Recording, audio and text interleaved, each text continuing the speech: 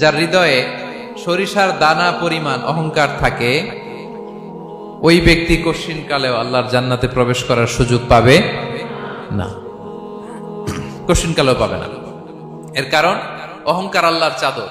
অহংকার কার চাদর?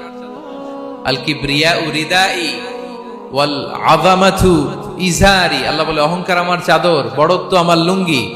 যে এগুলো ধরে টান দেয় তারে আমি জাহান্নামে নিক্ষেপ করব। ফালা উবালি, ফালা উবালি, আই ডোন্ট কেয়ার। আমি ওদিকে কেয়ার করি না, আমি তারে জাহান্নামে ফেলব।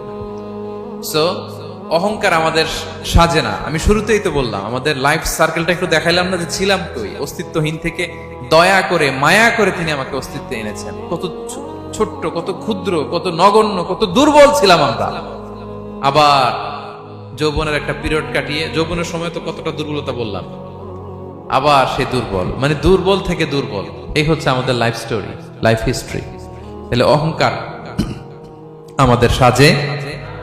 অহংকার তার সাজে যার কোনো ক্ষয় নাই, যার কোনো লয় নাই, যার কোনো অভাব নাই। হ্যাঁ, গোটা বিশ্ব তার মুখাপেক্ষী, তিনি কারো মুখাপেক্ষী না, ঠিক কিনা? গোটা বিশ্ব তার কাছে ঠেকা, তিনি কারো কাছে ঠেকা না, ঠিক কিনা? গোটা বিশ্ব তাদের সার্ভাইভালের জন্য তার প্রতি মুখ থুবড়ে পড়ে থাকে, তিনি কারোর জন্য বসে থাকা লাগে। অহংকার সাজে তার। আর এই আল্লাহর অহংকারের চাদর ধরে যে টান দেয়, আল্লাহ বলে ওরা আমি জাহান্নামে ফেলবো, আর তাদেরকে আমি পছন্দ করি না। আল্লাহ তাআলা অহংকারীদেরকে পছন্দ করেন না।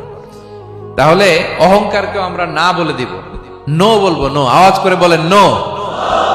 শুধু মুখে মুখে নো নাকি অন্তর থেকে? এই তো আজকের দিওয়ান কুলিয়ার বাইরে ফেলে দিছে আমরা অহংকার। কি বলেন পেনাঙ্গের ভাইরা? আর অহংকার করব? আপনি বিনয়ী হন। মান তাওয়াদা তারাফা। বিষ্ণু বলেন যে নিচু হয় আল্লাহ ওর টাইনা উঁচু করে। আপনি বিনয়ী হবেন, আল্লাহ আপনার উঁচু করবে। আর আপনি উঠতে চাবেন, এক থাপ্পড় মেরে জমিনে আল্লাহ মিশাই দিবে। এজন্য বড়ত্ব, দাম্ভিকতা এটা আল্লাহর পোশাক। আমরা যেন তার পোশাক ধরে টান না দেই। এই পয়েন্টটা কি সবার কাছে ক্লিয়ার?